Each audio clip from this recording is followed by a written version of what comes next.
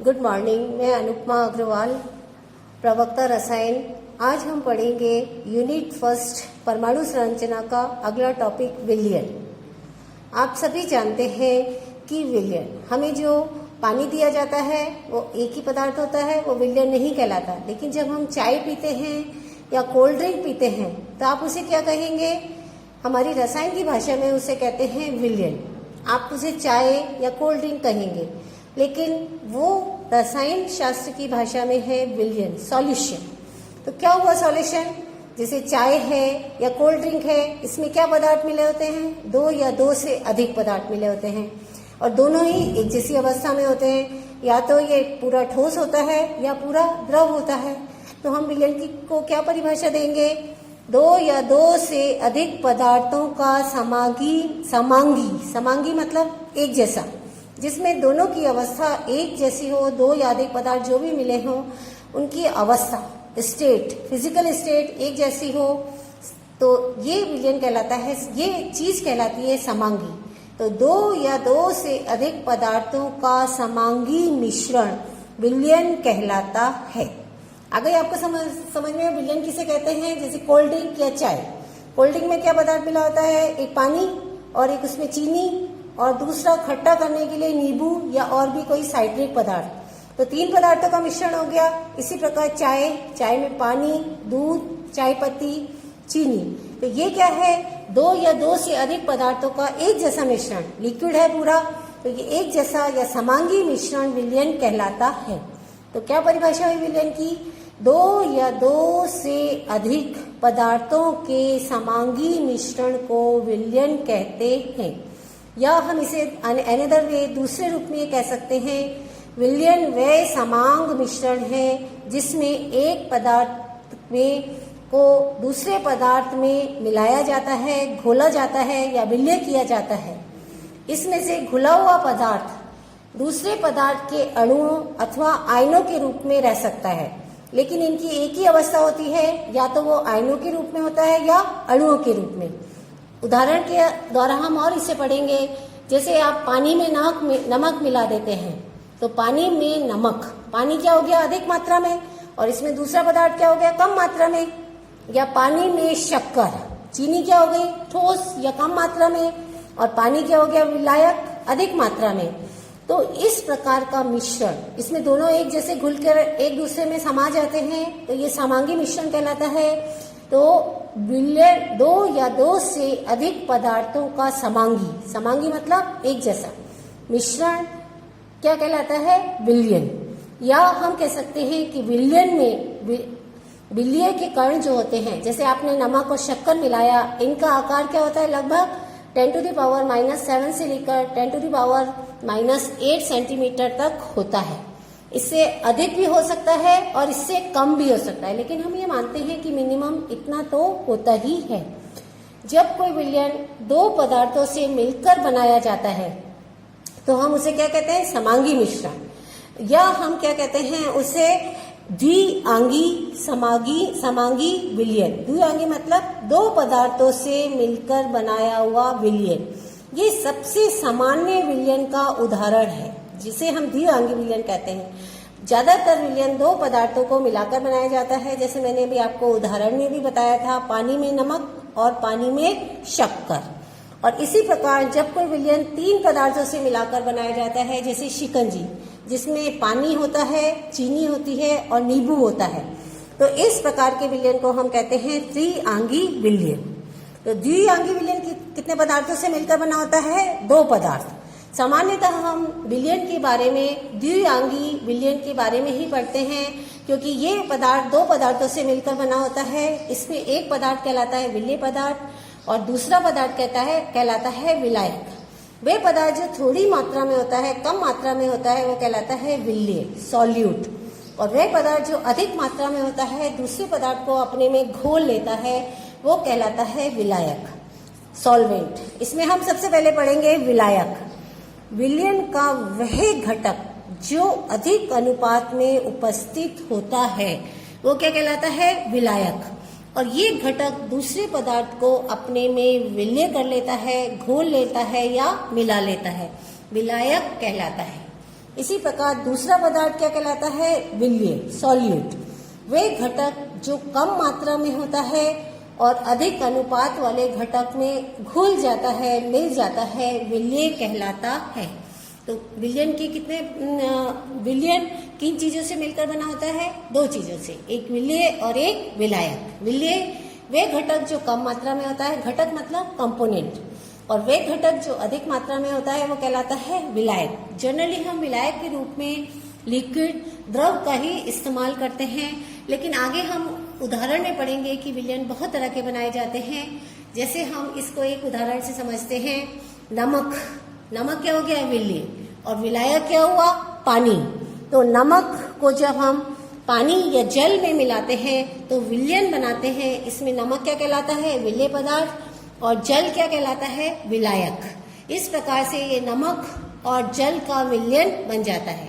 दूसरा विलयन जैसे ऊपर ही लिखा है आपका, पानी में शक्कर, जल में शक्कर। जल क्या है? विलायक, और शक्कर क्या है? विलय पदार्थ। तो आपने देखा होगा या आप बनाते भी होंगे कि विलायक क्या होता है? एक गिलास लेते हैं, ज्यादा क्वांटिटी में होता है, एक गिलास मतलब हम 100-200 मिलीलीटर मान लेते हैं।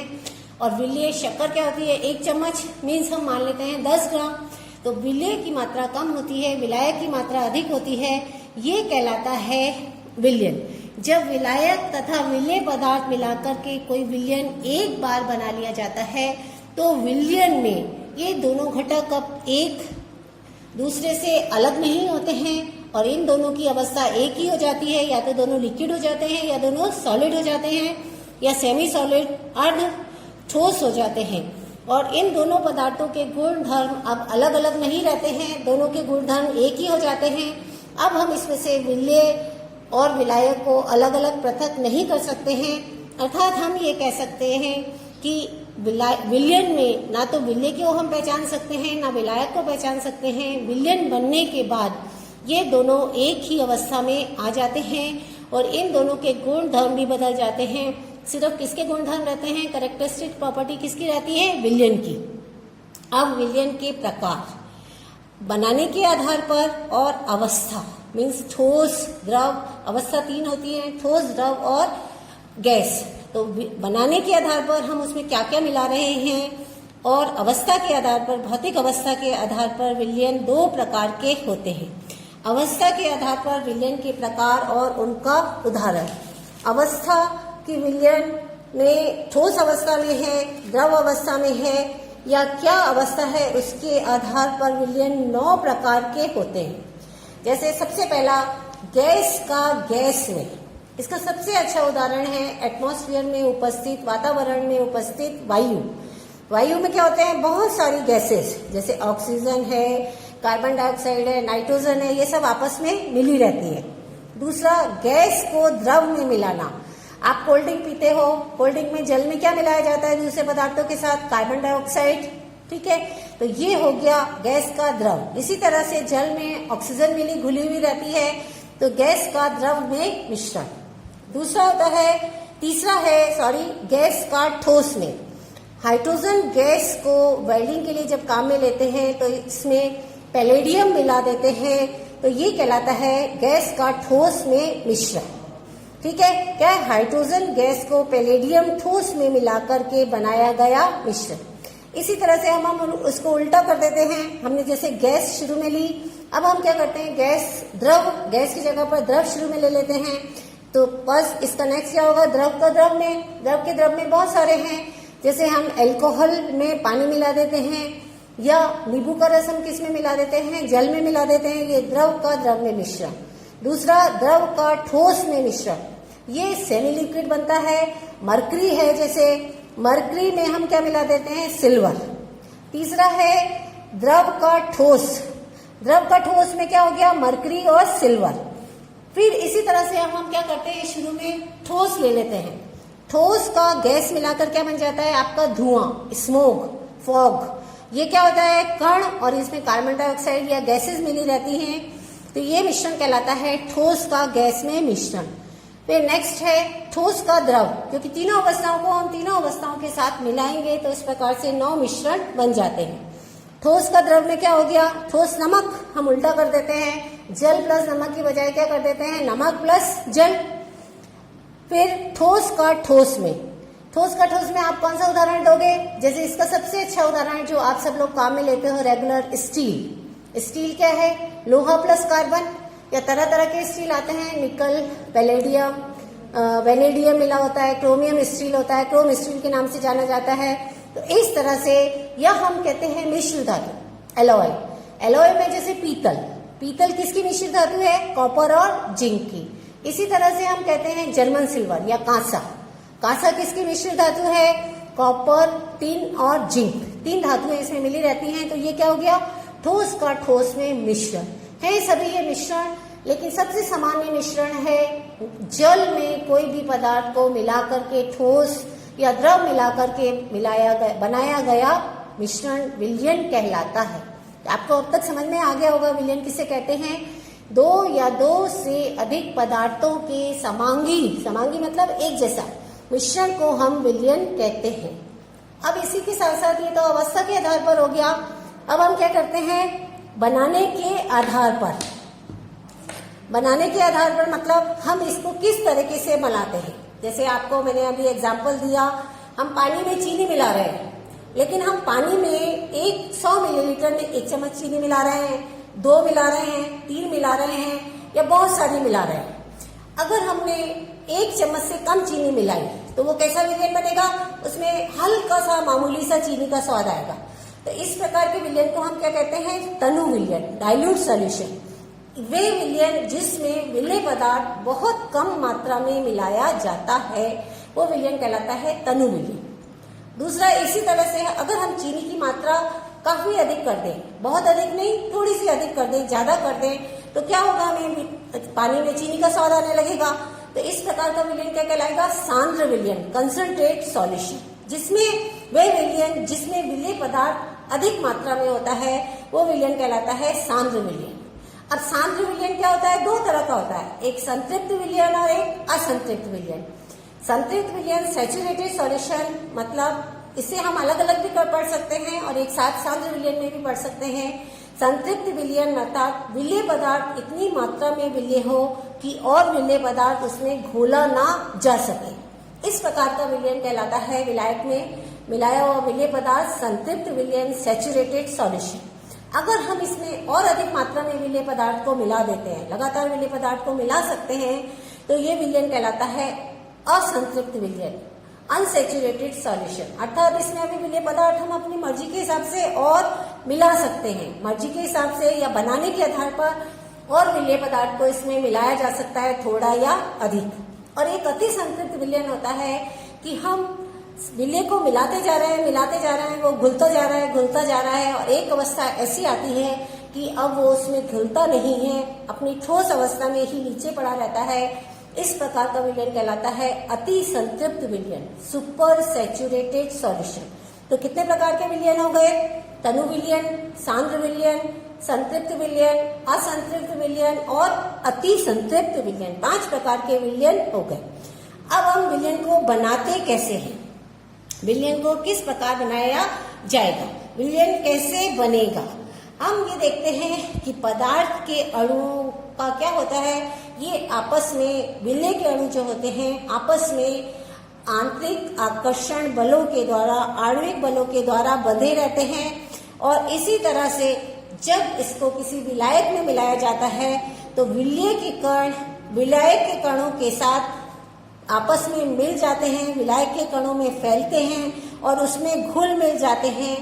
इस तरह से विलयन बन जाता है और आपस में ये आंतरिक आकर्षण बलों के द्वारा एक दूसरे में अच्छी तरह से घुल मिल जाते हैं। अब ये किस पर निर्भर करती है विलयन का बनना? इसमें विलेय तथा विलायक की प्रकृति पर निर्भर करता है, साथ ही साथ मिलाए गए तापक्रम पर भी निर्भर करता है। बहुत बार हमने देखा कि ठंडी अवस्था में हम बहुत कम पानी में चीनी मिलती है, लेकिन जब गर्म होता है वही विलयन, तापक्रम अधिक होता है, तो हम उसमें अधिक मात्रा में चीनी अर्थात विलेय पदार्थ को मिला सकते हैं। और इसी तरह से आपने देखा होगा कि इनमें 2 प्रकार की अभिक्रियाएं होती हैं। हमने नौशादर को अपने पानी में डाला तो गिलास छूने पर हमें क्या दिखाई देगा? ठंडा दिखाई देगा। तो इस प्रकार की अभिक्रिया में क्या हुआ? ऊष्मा का अवशोषण हुआ, ऊष्मा की मात्रा में कमी आई। तो इस प्रकार की अभिक्रिया क्या कहलाती है? ऊष्मा शोषी अभिक्रिया, एंडोथर्मिक अभिक्रिया। लेकिन बहुत बार क्या करते हैं हम, जैसे ही नमक मिलाया हमने या एसिड को पानी में मिलाया तो एकदम गर्म हो जाता है, या NaOH को पानी में मिलाया तो वो गर्म हो जाता है। क्यों गर्म होता है? क्योंकि इस अभिक्रिया में ऊष्मा निकल रही है। तो इस प्रकार की अभिक्रिया कहलाती है ऊष्माक्षेपी, एक्सोथर्मिक मीन्स ऊष्मा का बाहर आना, ऊष्माक्षेपी अभिक्रिया। और जिस अभिक्रिया में ऊष्मा कमी होती है, जैसे नौसादर को हम पानी में मिलाते हैं तो वो ठंडा ठंडा हो जाता है, या छूने पर ठंडा प्रतीत होता है तो उसका तापक्रम कम हो जाता है। तो इस प्रकार की अभिक्रिया ऊष्माक्षेपी अभिक्रिया कहलाती है। तो इस प्रकार विलयन बनने के दौरान दो प्रकार की अभिक्रिया होती है, और ये अभिक्रिया ये सब विलय की प्रकृति पर निर्भर करता है, विलायक की प्रकृति पर निर्भर करता है, साथ ही साथ हम किस तापक्रम पर काम कर रहे हैं उस पर निर्भर करता है। इस तरह से शॉर्ट में ये विलयन है।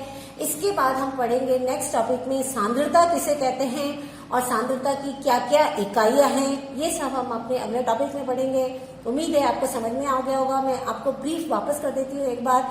विलयन, दो या दो से अधिक पदार्थों के द्वारा मिलाकर के बनाए गए समांगी मिश्रण को विलयन कहते हैं।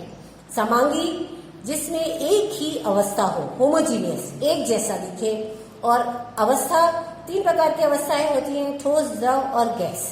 इसमें दो प्रकार के पदार्थों के द्वारा विलयन बनाया जाता है, विलेय और विलायक। विलेय पदार्थ जो कम होता है, कम मात्रा में होता है घटक, वो विलेय कहलाता है, सॉलिड कहलाता है। तथा वह घटक जो अधिक मात्रा में होता है, विलायक, सॉल्वेंट कहलाता है। विलेय को अपने में मिला लेता है, घोल लेता है। ठीक है। इसी प्रकार से विलयन अवस्था के आधार पर और बनाने के आधार पर बहुत प्रकार के होते हैं। साथ ही विलयन के बनाते समय ये विलेय की प्रकृति पर, विलयन का बनाना विलेय की प्रकृति पर, विलायक की प्रकृति पर, और अभिक्रिया ऊष्माक्षेपी होगी या ऊष्माशोषी होगी, ये विलेय और विलायक की प्रकृति पर निर्भर करता है। Thank you.